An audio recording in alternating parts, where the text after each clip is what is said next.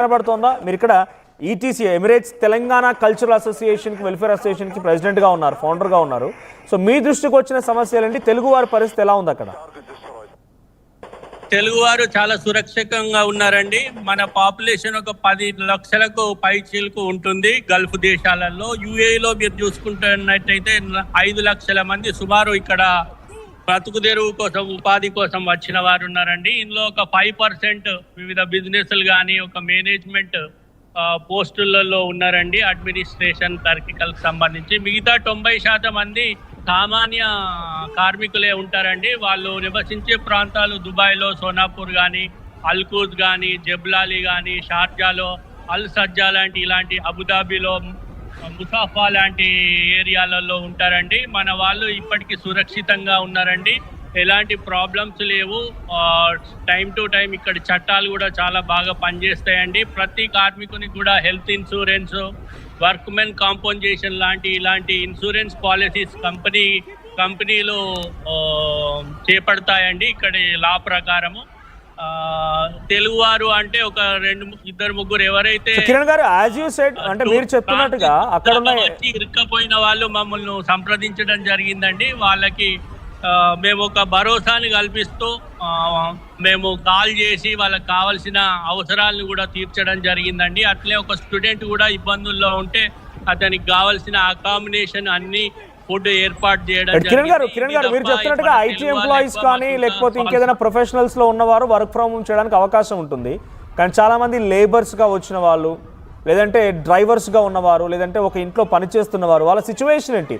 Work from home ఉంటుంది కాబట్టి IT ఎంప్లాయీస్కి కానీ ఇతర ప్రొఫెషనల్స్ కానీ యూజ్ అవుతుందేమో. కానీ కమింగ్ బ్యాక్ టు ఈ లేబర్స్ కానీ లేకుంటే చిన్న చిరు పనులు చేసుకుని అక్కడ జీవనం ఉపాధి కోసం వచ్చిన వారి పరిస్థితి ఏంటి? వారి పరిస్థితి కూడా కంపెనీ అండర్లోనే ఉంటుందండి. ఉదయం లేచిన నుంచి సైట్కి వెళ్ళేటప్పుడు కూడా ట్రాన్స్పోర్టేషన్ కూడా కంపెనీ ఇస్తుందండి.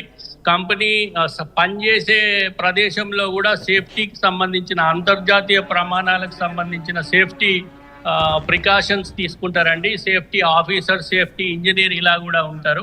మరియు వాళ్ళు వంట చేసుకోవడానికి కానీ కిచెన్ ఫెసిలిటీస్ ఇట్లాంటివి ఉంటాయండి. క్యాంప్స్లలో కూడా ఫస్ట్ ఎయిడ్ సెంటర్స్ కూడా ఉంటాయండి. ఇలాంటి యుద్ధ టైములలో కూడా మినిస్ట్రీ ఆఫ్ ఇంటీరియర్ ఇచ్చే సూచనలు ఖచ్చితంగా కంపెనీ యాజమాన్యం చూస్తుందండి. దానికి అనుగుణంగానే ఈ మొదటి 3-4 రోజులు అన్ని కార్మికులకు సెలవులు ఇవ్వడం జరిగింది. వాళ్ళు క్యాంపులలోనే ఉండడం జరిగింది. యుద్ధ తీవ్రత కొద్దిగా తగ్గినా కొద్దీ ఇప్పుడు ఫీల్డ్ మీద సైట్లలో అందరూ వెళ్తున్నారండి. ఇక ఇళ్లలో పనిచేసే వాళ్ళు కొంచెము కార్మికులు కూడా ఈ మన సామాజిక మాధ్యమాలలో వచ్చేది కానీ మీడియాలో వచ్చే కొన్ని అధికారికంగా లేనిటువంటి వార్తలు చూసి కొంచెం భయపడిన సందర్భాలు ఉన్నాయి యుద్ధ ప్రారంభంలో. కాకపోతే ఎప్పటికప్పుడు ఇక్కడ ఇండియన్ ఎంబసీ కానీ. కిరణ్ గారు ఒకసారి మీ బ్యాగ్ కూడా చూపించండి, అక్కడ అటువైపు బిల్డింగ్స్ కానీ ఒకసారి అవి చూపించండి. అట్ ది సేమ్ టైం మీరు మీ దగ్గర ఎక్కడైనా సమీపంగా మీరు ఉన్నటువంటి ప్రాంతంలో మిసైల్ పడడం కానీ డ్రోన్ పడడం కానీ అప్పుడు చూసారా? అక్కడ ఎటువంటి సహాయక చర్యలు జరుగుతూ ఉంటాయి. జనరల్గా అటు ఇజ్రాయెల్లో ఉన్నటువంటి మన తెలుగువారు మనం సంప్రదించినప్పుడు అక్కడ ఉన్న తెలుగువారు చెప్పే మాట ఏంటంటే, ముందుగా ఒక ఇజ్రాయెల్లో ఉన్నటువంటి సిచ్యువేషన్ వార్ కనుక జరుగుతున్నప్పుడు డ్రోన్ కానీ మిసైల్ కానీ వస్తున్నప్పుడు సైరన్ మోగుతాయి. ఆ సైరన్లు మోగడంతో బంకర్లో దాక్కుంటారు. అటువంటి ఆల్టర్నేట్ ఆప్షన్ ఎక్కడ దుబాయ్లో ఉందా? ఆ సైరన్ లాంటివి మోగుతూ ఉంటాయా? మిసైల్స్ కానీ డ్రోన్లు కానీ ఎక్కడ కూడా డైరెక్ట్ గా పడలేదండి. ఒక అల్బర్షా ప్రాంతంలో ఒక వెహికల్ మీద కూడా పడడం జరిగింది, ఒక డ్రోన్ వచ్చి. అప్పుడు ఒక పాకిస్తాన్కి చెందిన నేషనాలిటీ చనిపోవడం జరిగింది. అట్లనే మరీనా ప్రాంతంలో ఒక రెసిడెన్షియల్ ప్రాంతంలో ఒక మిసైల్ కి సంబంధించిన ఆబ్జెక్ట్ పడడం వల్ల ఆ భవనము కొంచెము మెయింటెనెన్స్ గురైంది. ఎలాంటి ప్రాణ నష్టం జరగలేదని మేము అధికారిక వార్తలు చూసామండి.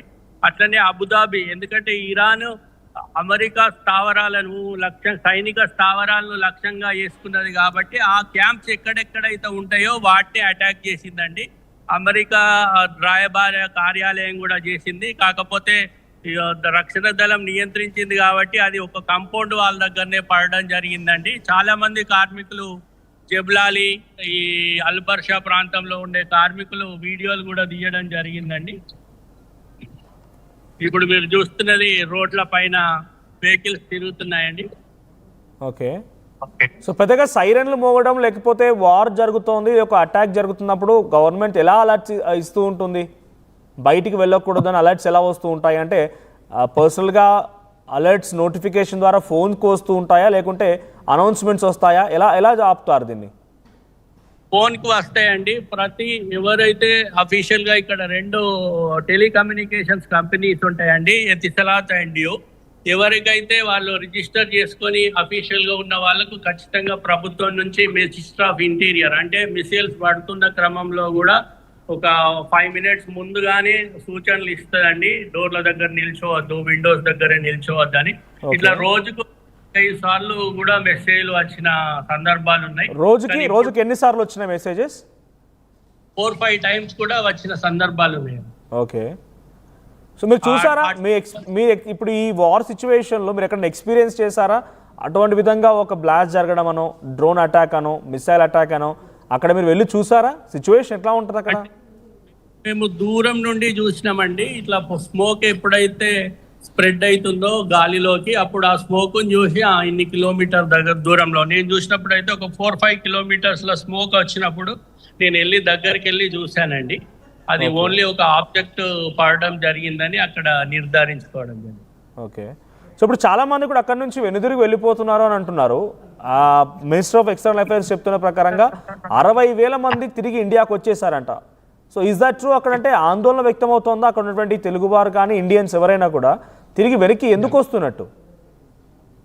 వెనుకకు వచ్చే పరిస్థితులు లేవండి. ఇక్కడ యుఏఈ ప్రభుత్వం తీసుకున్న చర్యలను బట్టి చూస్తే విద్యావంతులు, కార్మికులు ఎవరైనా కూడా మీరు అన్నట్టు అది అవాస్తవము.